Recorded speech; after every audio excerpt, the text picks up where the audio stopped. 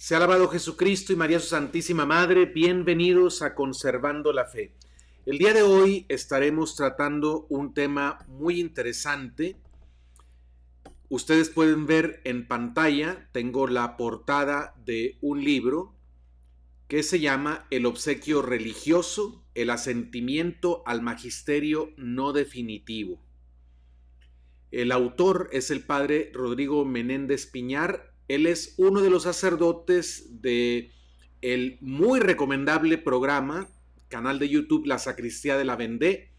Él ha aceptado la invitación para compartir con nosotros en general cuál es la temática que trata en su libro, pero es un tema importantísimo porque una pregunta que mucha gente me ha hecho es: ¿debemos asentir eh, totalmente a todo lo que un papa dice?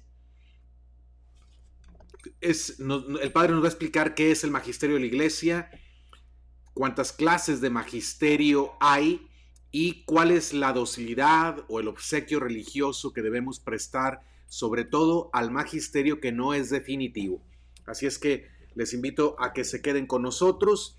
En pantalla también le estoy poniendo del otro lado, del lado contrario a donde está la portada del libro del padre Rodrigo, lo que ustedes pueden hacer para ayudarnos a que los contenidos de Conservando la Fe sean más difundidos por la plataforma de YouTube. Si ustedes dan esos clics en sus dispositivos, nos ayudan a que los algoritmos de YouTube se muevan y así nuestros contenidos sean más promocionados en la plataforma. Muchas gracias a todos por su confianza. Vamos a recibir ya en la pantalla a nuestro invitado de hoy. Aquí está, Padre Rodrigo Menéndez. Muchas gracias por aceptar la invitación. ¿Cómo te encuentras, Padre? Padre Juan, muchísimas gracias por invitarme a su canal. Gracias a Dios, muy bien. Estamos aquí retransmitiendo desde la España peninsular y ahora con preparativos inmediatos porque enseguida voy a marchar al Perú a dar clases durante 2 meses a un seminario. Entonces, bueno, pronto volaré hacia las tierras de Hispanoamérica cercanas a donde usted vive. Bueno, ni tan cercanas porque está muy lejos Perú, pero un abrazo a los hermanos peruanos y bueno, ojalá que sea muy buena la experiencia aquí. Bien, Padre Rodrigo, gracias nuevamente por aceptar la invitación. ¿Nos puedes decir en general, datos generales sobre ti? ¿Eres sacerdote diocesano? ¿Eres sacerdote religioso? ¿A qué te dedicas ahora mismo? Algo que nos puedas decir. Sí, yo soy sacerdote diocesano, estoy incardinado en Toledo, en la Archidiócesis Primada de España. Allí me formé en el seminario, allí me ordené y sigo aquí trabajando en una parroquia ahora de un pueblo llamado Mocejón, que está cerca de la ciudad de Toledo, como vicario parroquial y a la vez pues haciendo estos apostolados, algunos semejantes a los que usted hace con el YouTube y otros muchos, también continuando con los estudios. Y bueno, en esta batalla, ¿no?, por nuestra santa fe católica, que los sacerdotes tenemos que dar en primer lugar. Muy bien, muy bien. Pues excelente trabajo que han hecho en la Sacristía de la Vendée, una tertulia sacerdotal contrarrevolucionaria. Eh, que por cierto, recomiendo a todos ese canal de YouTube, La Sacristía de la Vendée. Si no lo conocen, deben de conocerlo ya mismo. Eh, para que vayan y se suscriban a ese canal. Son temas interesantísimos que les van a ayudar también a conservar su fe católica y a conocerla mejor.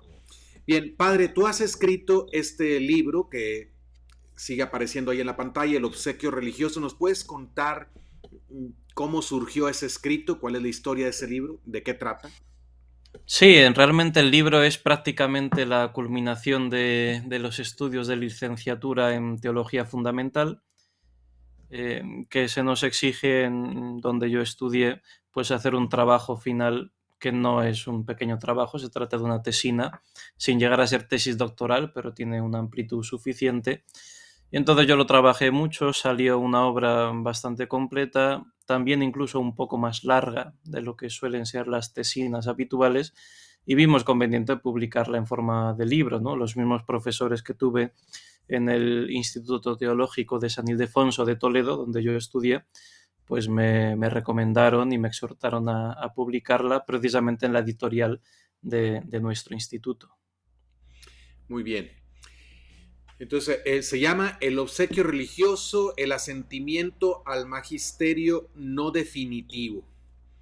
Y bueno, tal vez podríamos empezar preguntándote, ¿qué es el magisterio? Cuando hablamos de magisterio de la Iglesia, ¿a qué nos referimos? Nos referimos a la potestad sagrada que tiene la Iglesia para enseñar los contenidos de la revelación, todo aquello que Dios nos ha comunicado para podernos salvar, se lo ha encargado la Iglesia para custodiarlo y exponerlo, ¿no? Recordemos, por ejemplo, aquellas palabras del Señor en el Evangelio de San Lucas: quien a vosotros os escucha, a mí me escucha; quien a vosotros os rechaza, a mí me rechaza; y quien me rechaza a mí, rechaza al que me envió, ¿no? Entonces, la Iglesia ha comprendido desde el principio que Cristo dejó la potestad a los apóstoles y al conjunto de la Iglesia, especialmente al Papa y a los obispos, esta misión, no solo una encomienda de enseñar, sino una autoridad sagrada para enseñar una serie de contenidos, de tal manera que no fuera solo la pericia del maestro que está enseñando, no fuera solo la simpatía del predicador de turno, sino que hubiese una autoridad recibida del mismo Cristo para poder enseñar y para poder determinar también una serie de doctrinas con las que se puede conocer mejor la revelación. Porque aquí está el punto. Santo Tomás dice que Dios es una realidad perfectamente simple, pero que nosotros, por nuestra limitación, la conocemos en forma de enunciados, ¿no? Entonces, en la enunciación de la doctrina que necesitamos para conocer a Dios y sus planes para nosotros, entra el papel del magisterio de la Iglesia, que con autoridad sagrada nos enseña. ¿Quién en la Iglesia tiene autoridad magisterial? Autoridad magisterial en sentido estricto tiene el Papa y los obispos, ¿no?, en distintos niveles. Es verdad que la actividad magisterial de la Iglesia en cuanto a la enseñanza es múltiple y es mucho más amplia. Un párroco predicando en su parroquia participa de esta misión profética de la Iglesia de enseñar, pero estricto sensu, la potestad magisterial de imponer el asentimiento a una doctrina determinada lo tiene el Papa y lo tiene el conjunto de los obispos, ¿no? En esto hay varios niveles, como sabemos. No es lo mismo un dogma de fe, o sea, una verdad que está contenida en la revelación y que se propone y se impone para ser creída a todo cristiano. Pensemos, por ejemplo, último dogma de fe definido por el Papa fue Pío XII, con el dogma de la asunción de la Virgen María, ¿no?, que nuestra Madre está asunta a los cielos en cuerpo y alma. O sea, es una verdad que pertenece a la revelación, al depósito de la fe, y que para que los cristianos la conozcan y la reciban, pues el Papa en este caso la define dogmáticamente. Este sería un primer nivel fundamental. Contemporáneamente, la Iglesia ha también redactado y organizado un segundo nivel de verdades magisteriales que, sin ser propiamente un dogma de fe revelado, sin embargo, se trata de verdades que han de mantenerse siempre. ¿Por qué? Porque son necesarias para custodiar y para exponer correctamente todo el depósito de la fe. Es decir, que no se trata propiamente de verdades que encontremos directamente en la revelación, pero su defensa y su asunción son necesarias, ¿no? Pensemos en muchas verdades de orden natural que a lo mejor no están en la Sagrada Escritura como tal, pero pertenecen a la razón natural y son necesarias, lógicamente, para poder exponer la Santa Fe. Pensemos también en cuestiones de la práctica de todos los siglos de la Iglesia desde el comienzo, que pertenecen a la vida propia de la Iglesia, aunque si uno rastrea la Sagrada Escritura, pues no encuentra exactamente dónde está esta disposición, pero que es práctica común. Un ejemplo en esto es la ordenación sacerdotal del sacramento reservadas solo a varones, ¿no? Uno coge el Nuevo Testamento, se lee lo de principio a fin, Jesucristo no dice en ningún momento explícitamente no se ordene sacerdotes a las mujeres, no lo dice, pero desde el comienzo es lo que Cristo quiere, puesto que es lo que los apóstoles hacen y lo que toda la Iglesia hace siempre, ¿no? Pensemos, aquí hay un caso muy interesante porque resulta que no hubiese desentonado en el contexto cultural ordenar mujeres. Pensemos que en las religiones paganas y en Roma, en esa época el Imperio Romano dominaba toda aquella zona, había sacerdotisas, esto era muy común. Entonces es una prueba todavía más de la voluntad explícita de Cristo de reservar el sacerdocio solo a los varones, el hecho de que la Iglesia desde el primer momento lo viviese así, ¿no? Entonces, esta sería una verdad definitiva que no se puede cambiar, pero que, como no se encuentra directamente en la revelación, no se propone como un dogma de fe. Y por último, tendríamos un tercer nivel, mucho más gradual, mucho más amplio, una especie de cajón desastre, de todas aquellas afirmaciones magisteriales que no pretenden imponer una enseñanza definitiva. O sea, no es un dogma de fe, no es una verdad de cuya custodia depende esencialmente toda la doctrina de la Iglesia, sino que se trata de afirmaciones magisteriales que nos sirven para conocer mejor la revelación, para explicarla de manera, pues a lo mejor más propicia a unos tiempos concretos, o para estar alerta ante ciertos peligros o problemas doctrinales que nos pueden confundir, pero que en ningún momento se imponen como una enseñanza definitiva, sino que están sujetos a una revisión, a una posible matización, y todo esto es lo que se llama el tercer nivel del magisterio, o el magisterio no definitivo, el magisterio no infalible, el magisterio simplemente auténtico, tiene muchos nombres. A veces algunos lo llaman simplemente así, el magisterio ordinario, simplemente lo llaman así, y que sería lo que habitualmente podemos encontrar en la mayoría de documentos magisteriales, ¿no? Pensemos en encíclicas, constituciones apostólicas y todo esto.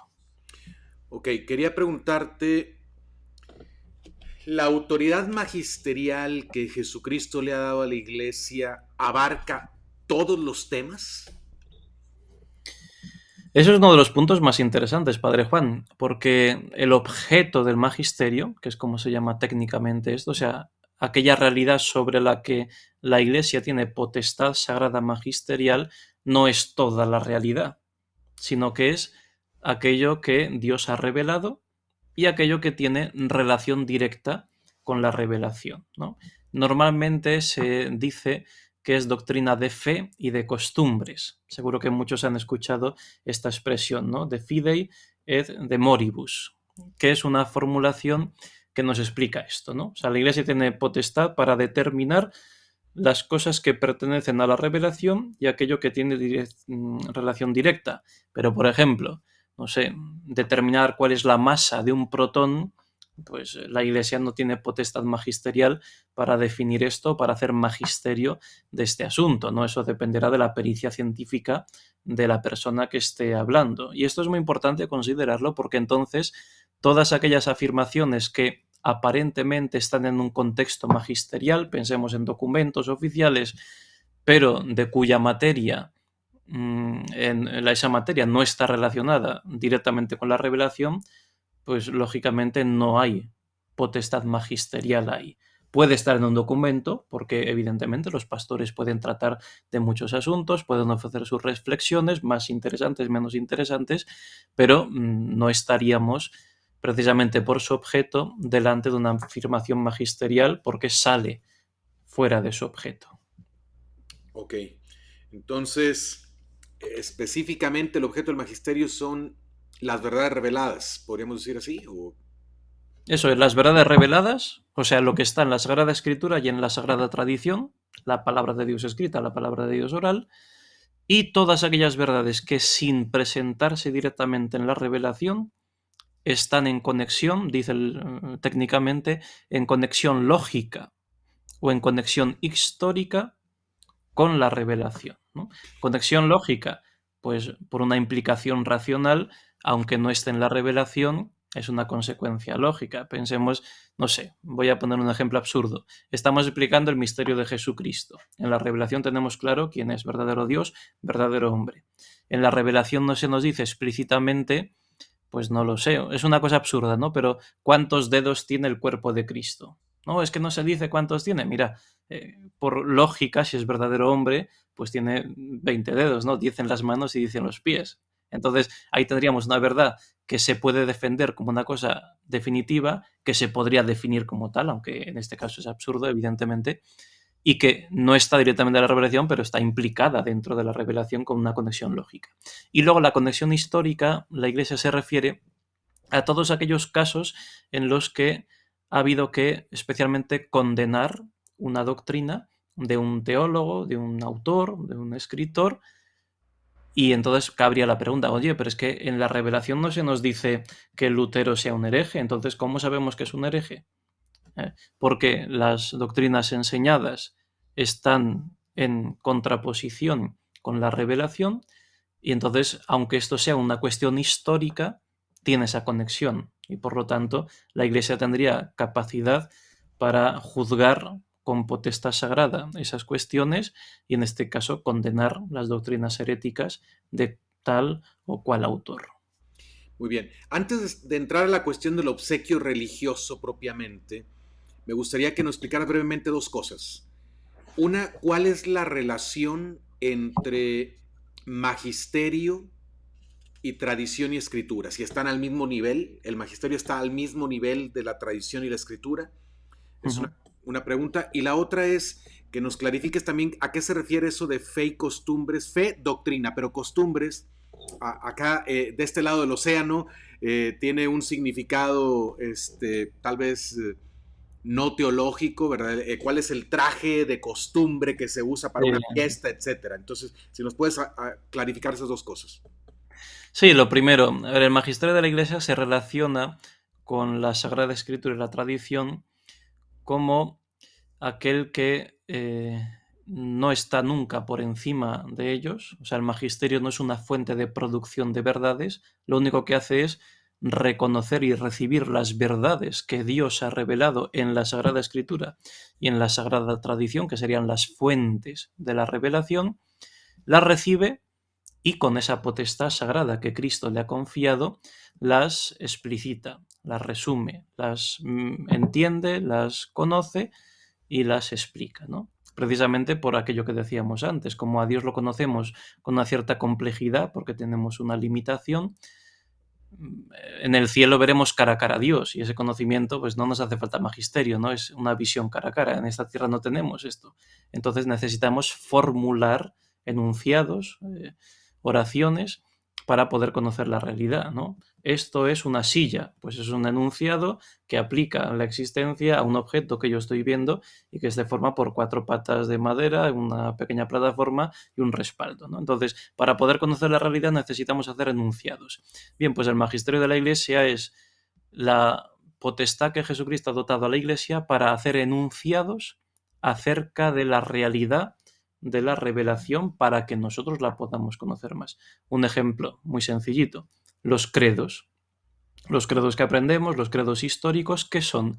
No son sino una síntesis del magisterio de la Iglesia acerca de los contenidos más importantes que se nos transmiten en la Sagrada Escritura y en la Sagrada Tradición. Porque además, por ejemplo, la Sagrada Escritura, al estar en una característica narrativa, son verdades que están dentro de una historia, pues hombre, podríamos conocer toda la historia y sacar de ahí las verdades, pero no todo el mundo puede hacer esto, lógicamente, y se pueden equivocar en esa lectura, ¿no? Que sería un poco un error de los protestantes, ¿no? Cada uno lee y cada uno entiende, pues es un caos absoluto, ¿no?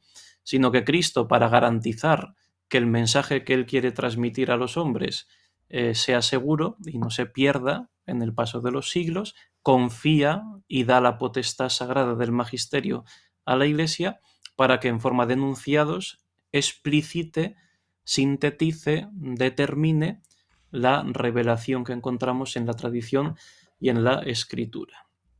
Y la segunda pregunta era, Padre Razo. Costumbres, las costumbres. Ah, eso es, efectivamente, sí. Sí, al final la palabra moribus en latín se traduce por costumbres, pero podemos entender costumbres como, no sé, eso, ¿no? Las fiestas del pueblo, las tradiciones de mis abuelos, de cómo cocinaban o cómo festejaban este día. No se trata de esto, ¿no? Sino fe se refiere a los contenidos directos de la revelación, y costumbres aquí tendría que ver más bien con todas aquellas verdades que están en conexión con la revelación. Pensemos en verdades de moral natural, por ejemplo. O sea, el magisterio tiene potestad para determinar cuestiones de moral, aunque no aparezcan directamente en la revelación, pero son cuestiones de razón natural que están en conexión con la revelación. Pensemos en los contenidos de la Humane Vitae de Pablo VI, ¿no? De cómo la contracepción es una cosa ilegítima. Bueno, hay sus datos en la revelación, pero directamente no te dice la revelación en la Sagrada Escritura, oye, esto, la contracepción que se va a desarrollar en el siglo XX mediante unas técnicas es ilegítima. Eso no está en la Sagrada Escritura literalmente, lógico. Pero la raíz de esas verdades y además la razón natural nos hablan de que eso es ilegítimo, ¿no? Y la Iglesia tiene potestad también para determinar estas cuestiones. Ese sería un ejemplo de ese campo de las costumbres, o sea, de la moral natural en este caso. Ok. Bueno, ahora podemos hablar de el obsequio religioso. ¿Qué Sí, significa? ese es el objeto del estudio de este libro mío que usted ha presentado. No le he dicho al final nada de por qué surgió la idea, ¿no? Yo estaba en los estudios de teología fundamental, que es la parte de la teología que se encarga de esas relaciones con la ciencia, de la razonabilidad de la fe, del estudio de las fuentes de la revelación. Entonces, las cuestiones del magisterio entran dentro de la teología fundamental. Y precisamente por nuestro contexto actual eclesiástico, en el que hay como una hipertrofia, una multiplicación excesiva de documentos, pues me pareció muy interesante estudiar, oye, ¿en qué consiste realmente el asentimiento que nosotros le debemos a el magisterio de la Iglesia, que no es definitivo? Eso es lo que el Concilio Vaticano II llama obsequio religioso de entendimiento y voluntad, ¿no? Es un término técnico, obsequio religioso, que se refiere al tipo de asentimiento que los cristianos debemos a este tipo de magisterio no definitivo. A los dogmas de fe debemos un acto de fe católica. Por eso quien niega conscientemente y pertinazmente un dogma de fe pierde la fe, se convierte en un hereje porque rechaza el conjunto de la fe al rechazar uno de sus puntos fundamentales, ¿no? Pero, evidentemente, no es el mismo grado de asentimiento el que se pide para un dogma de fe que para determinaciones puntuales que pueda hacer la autoridad competente, ¿no? Sea el Papa o sea un obispo. Entonces, ¿en qué consiste realmente ese asentimiento que nosotros debemos? Y es muy curioso porque en toda la tradición de la teología esta cuestión prácticamente nunca apareció. O sea, vamos a los primeros siglos de los santos padres, vamos a los teólogos medievales, el máximo exponente sin duda Santo Tomás de Aquino, vamos a los grandes teólogos de la escolástica postridentina, la escuela de Salamanca, todo esto, nunca se han planteado que pueda haber un magisterio de la Iglesia que pida un asentimiento que no sea el definitivo, el de fe, ¿no? Para ellos, el magisterio de la Iglesia eran los grandes concilios, las grandes decisiones de los papas que determinaban una doctrina de fe, o sea, el primer nivel. El resto no se lo planteaban. Ahora, ¿qué es lo que ocurre? Con el desarrollo, sobre todo en el siglo XIX, aunque hay unas raíces antes, no nos vamos a entretener aquí, que sería muy largo, hay tal multiplicación, primero de documentos, que no son determinaciones dogmáticas, sino que son reflexiones, exhortaciones, actos prudenciales, y por otra parte, cuando en el siglo XIX el Concilio Vaticano I define que la Iglesia es infalible cuando se propone determinar una enseñanza infalible, se dice técnicamente ex cátedra, es decir, cuando, por ejemplo, pues Pío IX define dogmáticamente que María es inmaculada, ¿no? Es una definición dogmática, un dogma de fe. Cuando se define que la Iglesia es infalible en esas cuestiones muy concretitas se abre una pregunta. ¿Qué ocurre con aquellas afirmaciones que no son infalibles? ¿Qué tipo de asentimiento le debemos? ¿Cómo un cristiano debe asentir, obedecer a aquella enseñanza que presenta normalmente el Papa en sus encíclicas, en sus documentos, o en aquella época sobre todo se pensaba en las congregaciones romanas? Por ejemplo, los documentos del Santo Oficio, de la Comisión Bíblica, que tuvo a finales del XIX y principios del XX pues muchísimo papel. ¿Qué tipo de asentimiento? Pues esto no ha quedado muy claro. Los teólogos tenían teorías un poco distintas. Cuando uno los lee, yo me preocupé de leer todo lo que encontré del siglo XX acerca de esto, uno se da cuenta que al final se copian unos a otros y todos dependen de 2 o 3 teólogos. No queda la cosa muy claro. Y en el Concilio Vaticano II este punto se llevó a gran debate, ¿no? Pensando en encíclicas que tenían un contenido doctrinal fuerte, pero al no presentarse como definitivas, oye, esto peco si no asiento, si no lo recibo, si pienso diferente, puedo estudiar yo mejor la cuestión, aunque el Papa haya dicho esto o esto otro. Entonces todo quedaba muy difuso y en el Concilio Vaticano II, siguiendo una cierta teología, al final se determina esto, ¿no?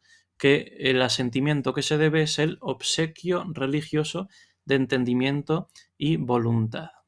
Interesante que el Vaticano II esta cuestión la ponga dentro del magisterio de los obispos. El Vaticano II, cuando habla de este nivel del magisterio, no está hablando del Papa, está hablando de los obispos. Y dentro de los obispos dice que los obispos tienen evidentemente una autoridad magisterial en sus diócesis para enseñar la fe, que esta nunca es definitiva porque no tienen capacidad de emitir dogmas de fe ni imponer asentimientos irreformables en los fieles, pero lógicamente tiene una autoridad que necesita ser respetada y ser seguida en principio por los fieles, ¿no? Entonces, hablando del magisterio de los obispos, es cuando dice el Vaticano II que a los obispos, y luego dice, y de manera particular al sumo pontífice, al Papa, se le debe obsequio religioso de entendimiento y voluntad a aquellas verdades que presentan como magisterio, pero que no se imponen como una cuestión definitiva, ¿no? Sino es un orden más prudencial.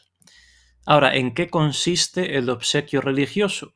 La Iglesia no te lo dice. Y eso es lo que yo he intentado estudiar en el libro a la luz de los teólogos de la época, del conjunto de la tradición de la Iglesia, y es lo que he intentado yo un poco dilucidar. Interesante. Entonces se menciona el término, la expresión, pero no se define.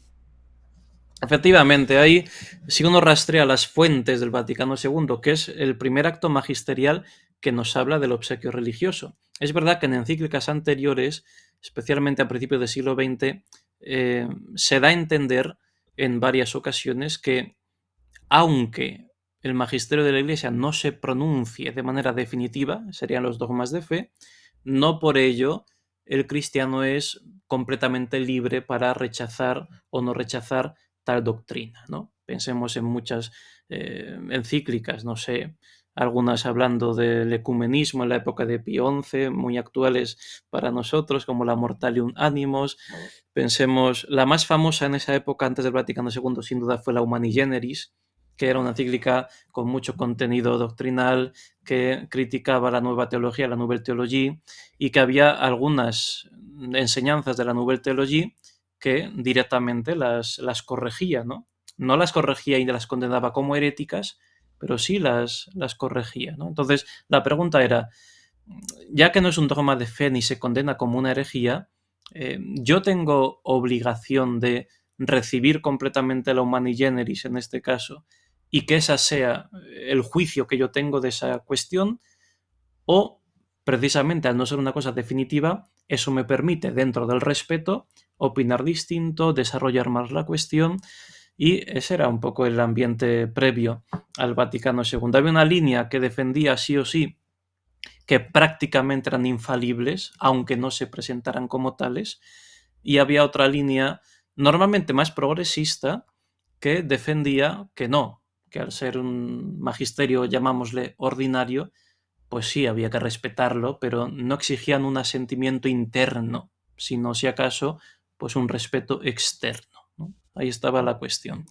Y no quedó realmente muy claro. Es verdad que había como una doctrina más o menos común en los teólogos para decir que no se podía limitar a un asentimiento puramente verbal, externo de respeto, sino que internamente había que hacer un juicio, digamos, coherente con lo que el magisterio enseñaba, pero es verdad que la cosa quedaba un poco en el aire y había un gran problema, y esto es lo que yo más he intentado estudiar.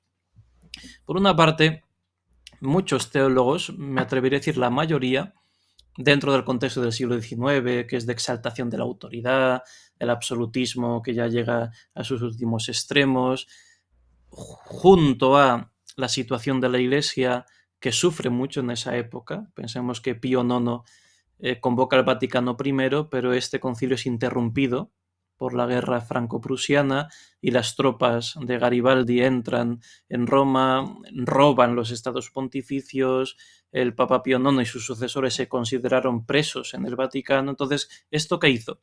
Que toda la cristiandad vibrase mucho con la situación del Santo Padre y tuviese una especie de afecto muy especial por el Papa, de tal manera que casi se presentaba que lo católico, lo que definía a los católicos era, digamos, su afecto y su fidelidad incondicional al Papa, ¿no? Esto es una cosa de la época que no se puede Exacto. extrapolar a toda la Iglesia, ¿no? Pero es una cosa que en el contexto histórico se entiende muy bien. Y esto influyó también mucho en todo lo que es la reflexión teológica para presentar el magisterio como algo a lo que debíamos obediencia, ¿no? Sea o no sea del todo correcto, ahí no se podía entrar, pero reclamaba obediencia por nuestra parte. Y la obediencia quería decir que no se podía poner en cuestión, analizar mejor, sino no era infalible, pero en la práctica era una cosa Se infalible. trataba como infalible. Sí. De hecho, el gran teólogo de referencia para prácticamente todos los teólogos posteriores, que fue el cardenal Francelin, que fue el gran teólogo del Vaticano I, él lo explica así. O sea, él básicamente viene a decir que este tipo de magisterio que no entra dentro de la infalibilidad que se había definido, sin embargo, en la práctica prácticamente hay que tratarlo como infalible, ¿no? Aunque no sea una doctrina infalible, en la recepción, pues el cristiano tiene que recibirlo así prácticamente. Esto, claro, puso una tensión muy grande en algunas cosas, que no es que los progresistas tuviesen razón, pero en algunas cosas sí que había una hiperinflación de la autoridad. Y claro, solucionar las cosas por vía de autoridad, pues no sirve, ¿no? El ejemplo de antes, la masa del protón, pues es la misma en esta diócesis que en la diócesis de al lado. Entonces, el obispo de esta diócesis dice esto, el de al lado dice la otra cosa distinta, y entonces este tipo de explicación más voluntarista de la autoridad lo solucionaba así. Bueno, si tú eres fiel de esta diócesis, tú debes obediencia a este obispo, así que no te preocupes, tú piensas esto. Y el que está al lado, como es de la otra diócesis, pues que piense lo otro. Mire usted, la realidad no depende de la autoridad. Entonces aquí había una confusión de campos y es lo que yo he tratado ahora de explicar con toda esta introducción. Una cosa es el gobierno, la jurisdicción que tiene la Iglesia como sociedad. ¿Para qué?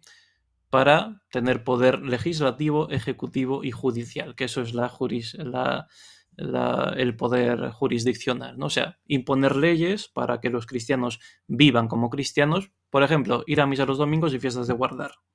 La Iglesia tiene potestad de esto. Poder ejecutivo, es decir, el gobierno efectivo del Papa y de los obispos, y poder judicial, ¿no? La capacidad de sancionar con leyes y de tener unas leyes penales que luego hay que aplicar esas penas y todo esto para la vida cristiana de los fieles, ¿no? Entonces, esto como sociedad la Iglesia lo tiene, pero además tiene otro poder que es el poder magisterial, que no tiene que ver con el comportamiento práctico de los fieles, sino con la realidad de la revelación que tiene que exponer. Y son dos campos que son distintos y que no hay que mezclar. Pongo ejemplos. Un obispo tiene potestad para legislar en su diócesis tal ley particular Y el cristiano de allí tiene obligación de obedecer, ¿no? La obediencia siempre a un precepto de un superior, y es un juicio práctico acerca de la disciplina, acerca del comportamiento. Pero eso no tiene que ver directamente con el juicio especulativo acerca de la verdad.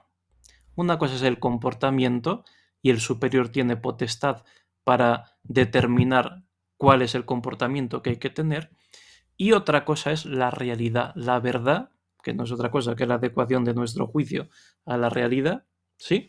Y que la Iglesia ciertamente tiene potestad en el campo de la verdad respecto a la revelación, pero no se trata de una obediencia por un comportamiento, se trata de un asentimiento de tipo intelectual. En el poder de jurisdicción, en lo práctico, se trata de una obediencia de mi voluntad, ¿no? Me gustará más, me gustará menos esta ley de mi obispo, pero yo tengo que obedecerla, es una cuestión práctica.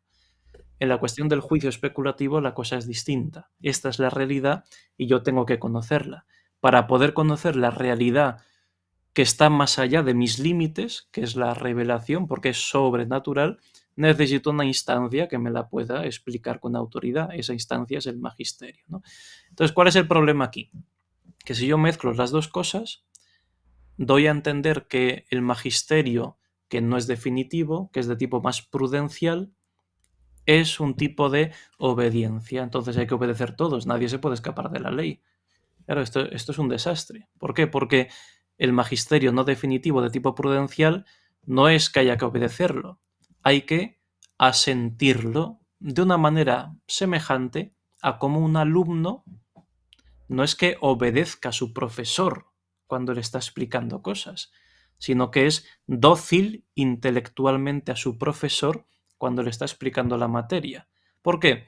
Porque, claro, el discípulo pues necesita aprender, y para poder aprender necesita fiarse de su maestro. Ahora bien, fiarse de su maestro no quiere decir una obediencia ciega que repita simplemente las cosas que el maestro le dice, lógicamente, sino que él, fiándose del maestro, vaya poco a poco armando su conocimiento. Y si se fía del maestro es porque el maestro le da los principios generales. Pensemos en matemáticas.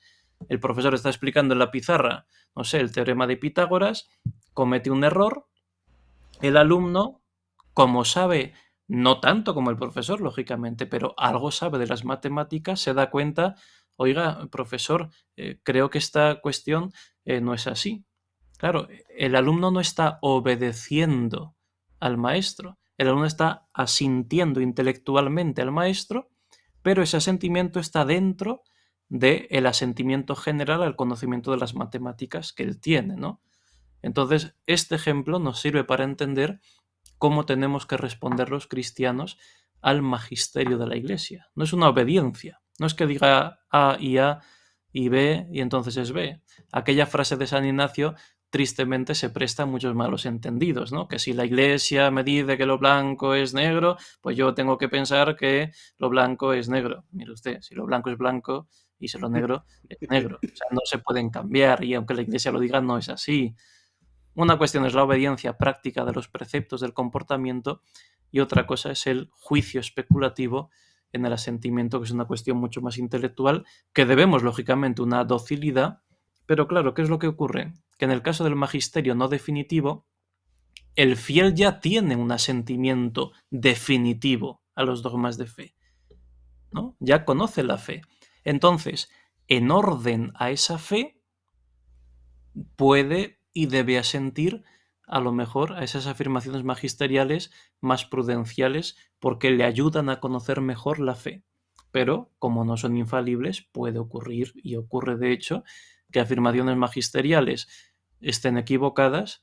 Entonces, no es que el fiel no quiera asentir al magisterio, es que está asintiendo al magisterio más importante, que es el definitivo, los concilios, los credos, los dogmas de fe, y como consecuencia, una especie de principio de doble efecto, ¿no? No es que no quiera asentir al magisterio, sino que la consecuencia de asentir al magisterio de verdad conlleva un rechazo de tal o cual doctrina. Entonces, no tendría sentido, creo yo, distinguir entre magisterio infalible y no infalible si de cualquier modo tuviéramos que asentir ciegamente a cualquier magisterio, ¿no? ¿Tiene sentido lo que Sí, digo? efectivamente, o sea, la distinción está hecha porque son cosas completamente distintas. La realidad histórica es que a veces se han presentado casi como si fueran lo mismo, pero la realidad es muy distinta, ¿no? O sea, el magisterio de tipo no definitivo es una cosa muy prudencial, con muchos grados, eh, muchas circunstancias, hay que ver cada caso, ¿no? Hay que ver Una cada pregunta, caso porque eh, la asistencia del Espíritu Santo al Papa para ejercer su magisterio eh, implica que sería imposible encontrar un error en el magisterio. para nada, ¿no? O sea, lo que en este sentido, acudir a la definición de la infalibilidad es lo que nos ayuda. O sea, en el Concilio Vaticano I se define que la Iglesia es infalible, o sea, el Papa, y después se entiende que el Papa también es el Papa con el conjunto de los obispos, ¿no? Ese doble sujeto que presenta el Vaticano II, nos habla de unas condiciones muy, muy, muy determinadas para la infalibilidad. Es decir, cuando se propone de manera pública y universal, de manera estricta, una doctrina que está en la revelación y se propone para ser creída en toda la Iglesia universal y se impone ese sentimiento, ¿no? La Inmaculada Concepción, la Asunción, la existencia del pecado original, que existe el cielo, el purgatorio y el infierno, ¿no? Ahí tenemos afirmaciones magisteriales que son dogmáticas. Pero en todo aquello que no es así, hay una grandísima gradualidad y no entran dentro de la infalibilidad. Y esto es lógico pensarlo, porque ¿por qué la Iglesia es infalible en esas cuestiones? Porque Dios no puede permitir que se malogre esencialmente la misión de la Iglesia, ¿no? Ahí está la indefectibilidad de la Iglesia, cuya consecuencia a nivel magisterial es la infalibilidad en su magisterio. O sea, Dios, que ha creado la Iglesia y cuya misión la ha encomendado hasta el final de los tiempos, no puede permitir que se frustre esencialmente la misión y que el mensaje se cambie. Ahora, para garantizar eso, Dios ha garantizado con la infalibilidad lo mínimo, es decir, que cuando se impone una enseñanza como dogmática, no se puede fallar. Pero eso no quiere decir que se impongan enseñanzas que no se presentan como dogmáticas que no puedan fallar, son falibles. Yo he escuchado personas que piensan que el aceptar la posibilidad de que haya un error en el magisterio, no infalible, obviamente, que eso significa negar la asistencia del Espíritu Santo a la iglesia y específicamente a quien tiene en la iglesia la autoridad para enseñar. Pero no está diciendo que realmente no hay contradicción. O sea, es posible que haya un error. Hombre, es más que posible, la historia lo demuestra. Hay un adagio latino clásico que dice contra facta non valet argumenta, o sea, contra los hechos no sirven los argumentos. Y los hechos es que en la historia de la Iglesia ha habido grandes meteduras de pata en cuestiones magisteriales, ¿no? Estos temas se estudiaron mucho a la hora de definir el dogma de la infalibilidad de la Iglesia y se tienen muy en cuenta, ¿no? Ha habido papas con errores dogmáticos, ha habido situaciones complejas, ha habido disciplinas que están en contra de lo que entendemos que es el dogma de la Iglesia. Esto evidentemente no es en todas las épocas y en todos los pontificados, se entiende que son cosas más bien puntuales, pero que evidentemente se pueden dar y se han dado siempre, ¿no? No sé, pongo ejemplos que se me vienen a la mente así. El famoso caso del Papa Honorio, que fue condenado por su sucesor como hereje monoteleta, pues fue un caso que se estudió un poco antes del caso del Papa Liberio en la época arriana. No está muy claro si llegó a pronunciarse doctrinalmente por la herejía, pero sin duda favoreció la herejía y persiguió a los que eran ortodoxos, el principal San Atanasio, ¿no? El gran martillo de los arrianos. Pensemos en que la Iglesia dio capacidad de ordenación sacerdotal en algunas ocasiones a abades de monasterios que no eran obispos. Esto fue un error. Esas ordenaciones eran inválidas. ¿Por qué? esos abades, si eran solo sacerdotes, pero tenían potestad de los abades, que es una cosa jurisdiccional, pero no tienen el sacramento del orden del episcopado, no tienen capacidad de ordenar. Y se dio, ¿no? Algunos errores que se entiende que están dentro de la matización que la historia también va haciendo madurar acerca de la materia de los sacramentos. Por ejemplo, el Concilio de Florencia da a entender que la materia, si no recuerdo mal ahora mismo, quizá me equivoco de documento, que la materia del sacramento del orden era una cosa, era la entrega de los instrumentos, y en tiempos de Pío XII se vio claro que eso no era así y ya dogmáticamente se dijo, oye, no, lo que es esencial es la imposición de las manos con la oración consecratoria, pero que luego el rito en el que al sacerdote se le entrega la patena, el cáliz, estas cosas, eso no constituye esencialmente el sacramento. Entonces ha habido fallos que están dentro de lo que evidentemente se puede comprender, que no afecta a las cuestiones más infalibles, que son las esenciales, pero que se pueden dar, ¿no? Y eso los teólogos lo han estudiado. En el siglo XVI-XVII, a partir de entonces, se empieza a estudiar una cuestión más o menos clásica, que es la cuestión del papa hereje, como a nivel teórico, ¿no? A nivel puramente teórico. Y los teólogos de aquella época que sabían teología y sabían cuál es la doctrina cristiana, se daban cuenta perfectamente que es posible. No quiere decir que se dé habitualmente, pero que es posible que un papa sea hereje, que como tal proponga enseñanzas heréticas al conjunto de la Iglesia, pero claro, eso no afecta a la infalibilidad. La infalibilidad lo que te asegura es que tal papa, por hablar del caso del papa, nunca puede imponer dogmáticamente como de fe una doctrina que esté en contraposición a la revelación, pero eso no incluye que no pueda haber documentos, enseñanzas, discursos que sean heréticos, que no pueda perseguir a los verdaderos católicos. Eso, de hecho, puede pasar, ¿no? Y ha pasado, y ha Sí, pasado. efectivamente, ¿no? O sea, aquí es Sí. cuestión de verlo El así, pero tema creo que tiene relevancia en nuestro contexto actual. Por ejemplo, pienso, el cardenal Víctor Manuel Fernández recientemente dice que él está aquí sobre todo para impulsar el magisterio actual. Entonces, bueno, ya te surge la pregunta, o el magisterio reciente más bien, creo que es la palabra que usó, el magisterio reciente. sí, Entonces la pregunta sería, bueno, ¿es el magisterio reciente distinto del al magisterio anterior, claro. anterior? Y si ese es el caso, estamos hablando obviamente de cosas, de doctrinas no infalibles, ¿verdad? Si hay una diferencia. Sí, Entonces, un católico que sinceramente quiere entender la verdad, no comete pecado si en una de estas cuestiones no infalibles no da un asentimiento total, no estaría cometiendo un pecado, ofendiendo a Cristo por eso, ofendiendo al Espíritu Santo, no sería el caso. hombre, evidentemente no. Aquí hay una cuestión que se me ha olvidado y creo que es importante, aunque sea un poco técnica, es fundamental. ¿Ok? Primero, el asentimiento se le debe al magisterio, ¿no? Entonces, lo primero que hay que preguntarse, ¿qué cosas son magisterio? Porque es una de las grandes cuestiones, ¿no?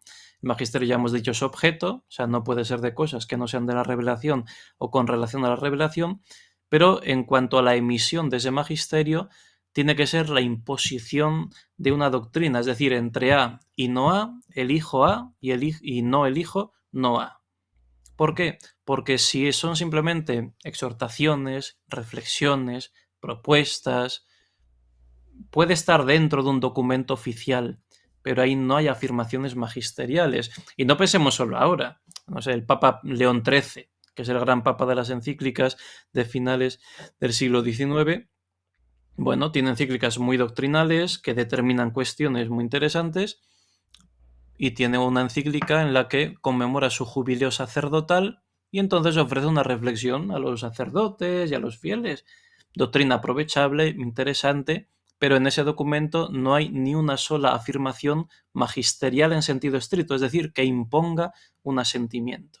Es Esto es una importante. reflexión que comparte con los fieles. Efectivamente. Y entonces, la verdad es que la mayoría de los documentos oficiales que tenemos son de este tipo, ¿no? Son exhortaciones, son advertencias, pero si no se impone tal doctrina en contraposición a otra que no es, no hay propiamente una afirmación magisterial y por lo tanto propiamente no se impone un asentimiento, ¿no? Hay muchas encíclicas que no imponen asentimiento ninguno. Por ejemplo, Hay documentos otras que sí.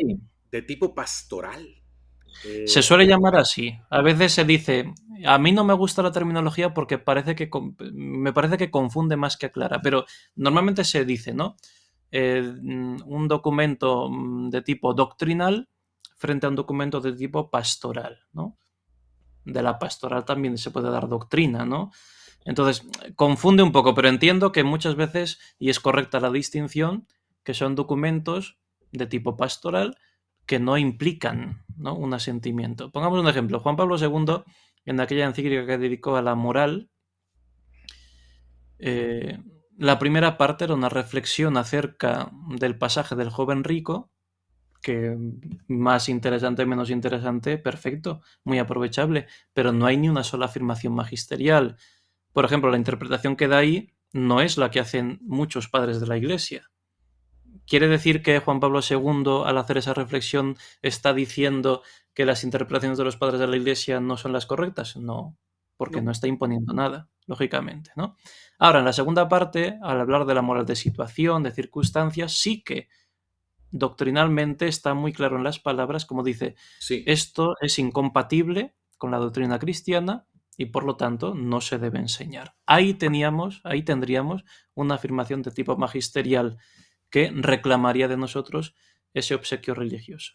Cuando esa imposición se presenta de manera definitiva y reformable, ya estamos en los otros niveles.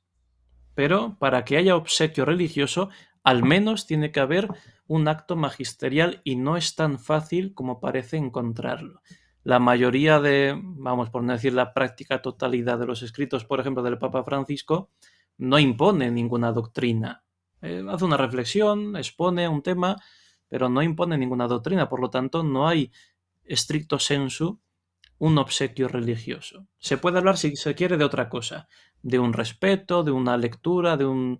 Bien, todo esto es interesante, pero lo que la Iglesia pide con el obsequio religioso, y es una ley de la Iglesia, no es solo algo, es una ley de la Iglesia tener obsequio religioso, el magisterio no definitivo, no entra en la mayoría de estos documentos porque son tan amplios y tan difusos que no imponen ninguna enseñanza. Pero Yo he aunque sea intentado una ley de la pensar. iglesia, aunque sea una ley de la iglesia, podría haber casos en que no estemos obligados al obsequio religioso. Lógicamente, o más bien el obsequio religioso nos llevaría a sentir en contra de lo que tal imposición doctrinal se quiere. O sea, no se trata de una excepción a las reglas, sino de una fidelidad al propio magisterio. Aquí hay una cuestión interesante que nos puede poner la analogía con el mundo jurídico. Hay un adagio jurídico que dice eh, lex iniqua non es lex. O sea, que la ley inicua no es ley. Entonces, no es que se pueda desobedecer a una ley que sea mala. La cuestión no es esa, sino que una ley mala, como está en contra de la ley natural, entonces pierde su fuerza de ley y realmente no es ley. Y como realmente no es ley, no es que se pueda desobedecer, es que no es ley. Y por lo No, tanto, la obediencia es a las leyes y a la ley natural, ¿no? Entonces, podríamos trasladarlo análogamente a un posible error en el magisterio auténtico que quiere imponer una enseñanza aunque no sea definitiva, ¿no? Entonces, el magisterio es una regla para nosotros, pero es una regla que a su vez está regulada por algo superior, que es la doctrina de la fe. La regla primera sería la doctrina de la fe, el depósito de la fe. La regla segunda, que está regulada a su vez por la regla primera, sería ese magisterio de tipo más puntual de tal doctrina, ¿no? Entonces, cuando ese magisterio entra en contradicción con la regla por la que él es reglada, pierde su fuerza magisterial. Propiamente no es magisterio por ese capítulo. Y entonces el fiel no es que pueda no asentir, es que como no es magisterio, a lo que asiente es al conjunto de la doctrina de la fe. Por ejemplo, un tema que de pronto se puso medio de moda acá en México, la cuestión de la pena de muerte. Eh, el catecismo romano, el catecismo de San Pío X, enseñan que en ciertos casos es lícita la pena de muerte y no se falta al quinto mandamiento. Ujú. Y ahora el Papa Francisco mandó corregir el catecismo de la Iglesia Católica para decir que es inadmisible.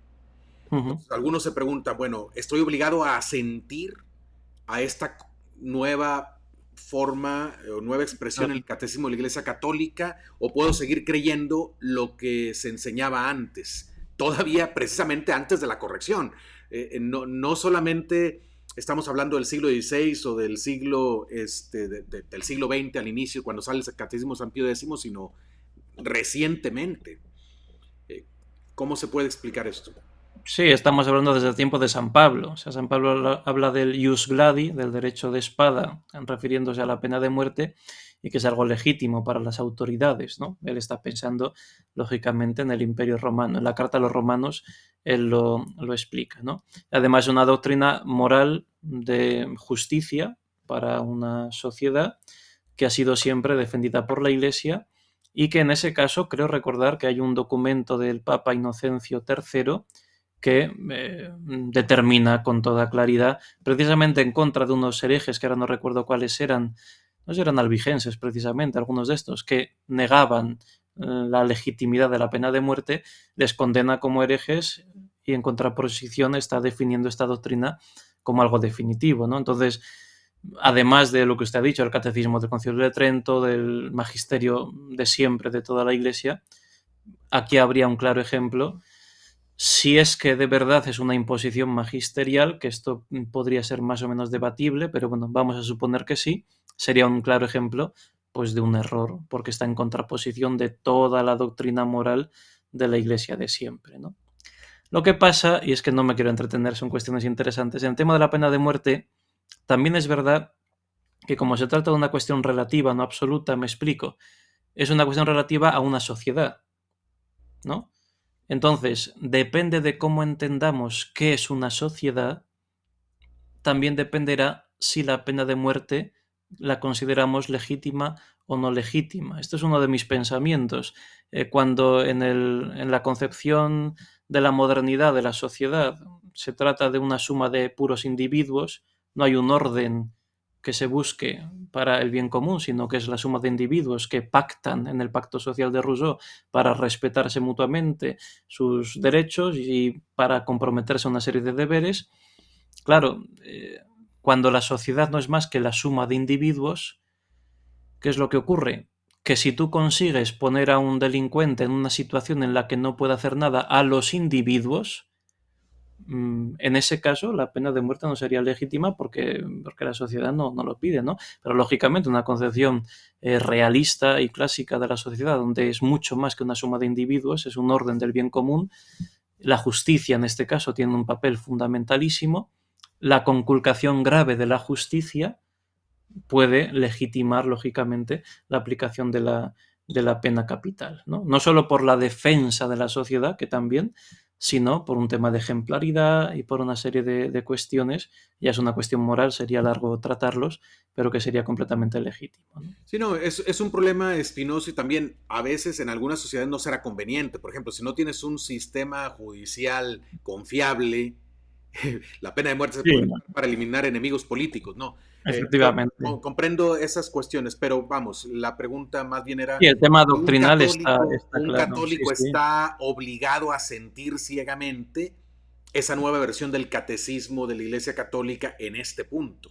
No, si tuviera que si tuviera que estar obligado a sentir ciegamente, tendría que sentir a lo de siempre. Porque no, los cristianos somos como los musulmanes del Corán, ¿no? Que la última sura que contradice a las anteriores, pues es el principio de interpretación para las anteriores, ¿no? Esto es absurdo. Entonces, si hay una tradición de 20 siglos de reflexión moral cristiana, si hay un derecho natural defendido no solo por la Iglesia, sino por toda la doctrina política de los clásicos, si hay una referencia en la carta de San Pablo a los romanos al derecho de espada, si hay documentos magisteriales que han determinado que son herejía pensar lo contrario, que la pena de muerte no es legítima, claro, te da un conjunto de doctrina al que tú sí que debes un asentimiento. Y como consecuencia, no se lo debes a una cuestión que puede estar errada. O sea, meteduras de pata ha habido siempre Por y las ejemplo, puede haber también recientemente ahora. también el arzobispo Víctor Manuel Fernández resaltó que es magisterio del Papa Francisco, el que se puede, o sea, gente que está en situación de estar divorciado, vuelto a casar, que en realidad no está vuelto a casar, sino más bien está viviendo en un adulterio, en Ujú. ciertos casos, sin el arrepentimiento, sin el propósito de enmienda, tener acceso a la absolución en la confesión y a recibir la Sagrada Comunión. Siempre se ha enseñado que una condición para recibir válidamente la absolución es el propósito de enmienda, que está incluido en la contrición, ¿no? Entonces, pero quien está viviendo en una relación de adulterio y no tiene la intención de vivir en castidad, claramente no tiene el propósito de enmienda. Eso es. Entonces ahora, bueno, esto parece contradecir lo que antes enseñaba, ¿no? Eh, está, bueno, según lo que estamos diciendo, lo que has explicado, un católico que dice, a mí esto no me cuadra, vamos, no se le puede acusar de desobediencia al Papa, de no sé, de que está pecando contra el Espíritu Santo o lo que el Espíritu Santo nos está diciendo hoy a través del Papa, ¿no? Sería muy Ujú. injusto lanzarle esta acusación, ¿no? Sí, efectivamente. O sea, más bien el contrario. El desobediente es el otro. O sea, quiero decir, tú tienes toda la moral cristiana que te habla de una serie de cuestiones. Una de estas es la que usted dice, de la necesidad del arrepentimiento, de la contrición, de la proposición de la enmienda para la absolución. La doctrina sacramental, esto está definido en los documentos, está asumido por toda la doctrina moral de la Iglesia de todos los siglos. Claro, ahora viene uno y dice el contrario, no se trata de una desobediencia, el desobediente es él, ¿no? Entonces, un cristiano que dice, no, yo quiero ser católico y creer, no es una cuestión temporal, o sea, no es lo de antes frente a lo de ahora, es una cuestión de la verdad que trasciende todos los tiempos, ¿no? Entonces, yo quiero ser fiel a la verdad, una verdad que encuentro en la revelación. Esa revelación me ha sido explicada por los documentos infalibles de la Iglesia de todos los tiempos y por la razón natural. Entonces, evidentemente, esto es a lo que yo asiento. Mientras que lo otro no se trata de... Es como lo de antes, ¿no? No se trata de que yo puedo desobedecer en esta cuestión. Es que no le debo obediencia, porque es que es una cuestión que está en contra de la verdad. Ok, muy bien. Y también mencionaste que el magisterio tiene su objeto propio, porque luego hay temas que no son propiamente objeto de magisterio. Yo pienso, por ejemplo, señaló a muchos católicos en tiempo de la mentada pandemia, eh, católicos que no quisieron aceptar el pinchazo. Ujú. Y se les señalaba presentándoles el video que hizo el Papa Francisco, en el que dice que pues, precisamente ponerte el pinchazo es un acto de amor. Y lo presentaban como enseñanza del Papa, como enseñanza magisterial. Algunos así lo usaban en la práctica, ¿no? Sí. Y decían, por lo tanto, si tú no aceptas eso, te falta caridad y no te Ujú. estás dejando enseñar por el vicario de Cristo, ¿no?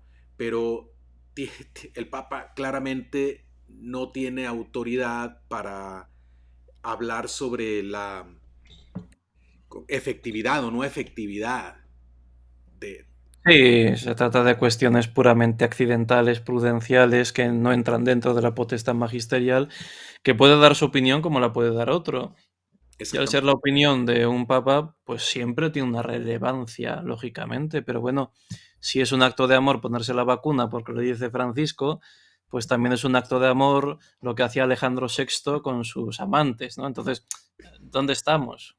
O sea, quiero decir que la potestad magisterial es una cosa muy, muy precisa, muy concreta, de puntos muy esenciales de nuestra fe para ocasiones muy determinadas.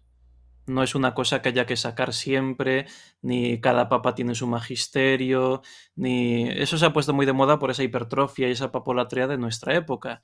No sé, pero es impensable que, no sé, que un predicador del siglo XVII dice, oye, pues voy a predicar la Semana Santa según Alejandro VI.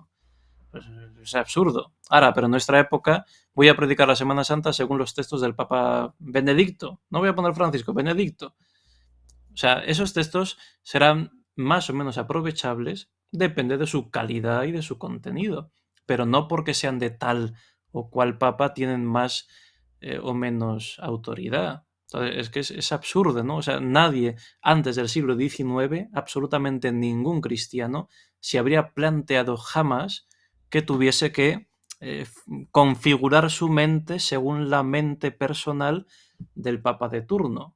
Es que no tienen nada que ver. Y esto es una cosa de nuestra época. ¿Qué es lo que ocurre? Que mientras los papas han sido, vamos a decirlos así, muy buenos, pues el absolutismo de un rey muy bueno, pues más o menos funciona, porque el rey es muy bueno. Pero eso no quiere decir que el absolutismo esté bien, ¿no? Ahora, ¿qué es lo que ocurre? Cuando resulta que en vez de un rey muy bueno tenemos un tirano, pero el mismo sistema absolutista, pues claro, todo es un completo desastre. Y esto es lo que nos ha pasado a nosotros, ¿no? Ujú. Es lo que nos ha pasado a nosotros, especialmente eso, desde la época finales del siglo XIX, especialmente siglo XX. Pensemos en Pío XII, un papa absolutamente magnífico, un contenido doctrinal maravilloso, unos discursos muy, muy, muy interesantes, pero ¿cuál era el humus que se respiraba? Que si tú no configurabas tu mens exactamente como todos y cada uno de los discursos del Papa los hacía, parece que eras menos católico. Claro, esto es una cuestión importante, ¿no? Ahora, si tenemos Pío XII, pues estamos más o menos contentos, aunque el sistema no está bien. Ahora nos viene otro y ya no estamos tan contentos, lógicamente. Sí, bueno, padre, creo que has explicado con mucha claridad esta cuestión del magisterio, del obsequio religioso que le debemos. Eh, para cerrar el programa, porque ya estamos llegando al final, ¿qué mensaje le das tú al católico común que vive en este tiempo de tanta confusión? Sobre todo estamos en un tiempo en que cualquier cosa que el Papa dice en un corredor del Vaticano se sabe en tiempo real en todo Ujú. el mundo. Estamos también en un tiempo en que a veces no se habla con la claridad con la que quisiéramos escuchar la doctrina católica y entonces los fieles están confundidos. Luego, esta ambigüedad que algunos documentos pontificios tienen, otros la usan para confundir, la usan a su favor, para avanzar agendas ideológicas en la iglesia.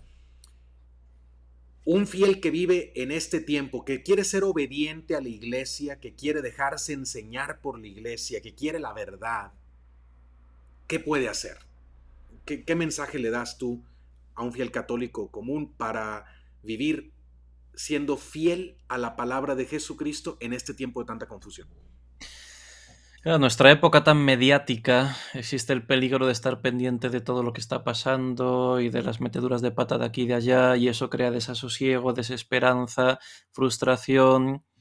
Pensamos que es una cosa de nuestra época. O sea, un cristiano en el siglo XIII pues vivía y se moría sabiendo como mucho el nombre del papa que tocaba, ¿no?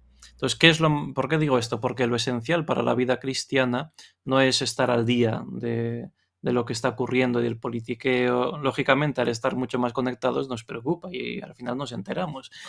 Pero lo más fundamental es formarse bien en la doctrina de la fe, y para esto tenemos a nuestros clásicos, los grandes doctores, catecismos que sean buenos, todos aquellos materiales que puedan servir para una buena formación y una vida coherente de gracia, de vivir los mandamientos, de practicar las buenas obras. Y si uno quiere más porque tiene más capacidad y realmente tiene una formación un poco más elevada, pues que acuda a los clásicos, o sea, a los grandes teólogos, eh, no por una especie de fidelidad a lo de antes en contra de lo de ahora, sino por bucear de verdad en la vida y en la doctrina de de nuestros mayores, ¿no? Pensemos en la época de los padres de la Iglesia. En esa época, pues el Papa era el Papa, sí, pero cada obispo era muy autónomo en su época. Yo esto se lo diría a los obispos de hoy día, que no estén pendientes de lo que dice el de arriba o no, estén pendientes de su feligresía, de su diócesis, que es la primera que tienen que ellos que defender por derecho y por deber apostólico, no porque sean un enviado simplemente de la Santa Sede. Entonces, no sé, voy a poner un solo ejemplo, ¿no? En el concilio de Éfeso 431, cuando se define que María es la Madre de Dios frente a la herejía de Nestorio, que decía que Cristo era también persona humana, ¿no? Y entonces decía que María no podría ser la Madre de Dios, sino solo la Madre de Jesús, el hombre, la persona humana, esto es una herejía. Se leyó una serie de documentos y 20 años después, en el concilio de Calcedonia, justo se trató un poco lo contrario, ¿no? De la doble naturaleza de Cristo y que es verdadero hombre y eso no se puede perder. Bien, pues en el concilio de Calcedonia 451 se leyó el Tomus ad Flavianum del Papa San León Magno, ¿no? Entonces, fue tan bien recibido por la asamblea, por los obispos, vieron que esa era la doctrina tan evidentemente católica de siempre, de los padres, de la tradición, y que explicaba tan bien el misterio de Jesucristo, que exclamaron como sorprendidos y admirados, diciendo: Pedro ha hablado por boca de león. A veces se cita este episodio histórico para decir, mira, es que lo que dice el Papa es lo que dice San Pedro, ¿no? Y como los cristianos tenemos que ser siempre cum Petro et sub Petro, ¿no? Con Pedro y bajo Petro, ¿qué quiere decir? Que hay que estar, eso, cum fulano et sub fulano. Pues no, o sea, cum Petro et sub Petro es con la doctrina apostólica de San Pedro. Entonces, el ejemplo ese nos ayuda a entender cómo, de una manera natural pero sorprendente, en esa ocasión concreta. En esa ocasión concreta dijeron, qué maravilla, Pedro ha hablado por boca de león, como algo extraordinario, no como algo habitual, diciendo, oye, pues esto es lo que Pedro siempre habla por boca de León, de fulano, de Benedicto, de Juan Pablo, de Francisco, me da igual uno que otro, ¿eh?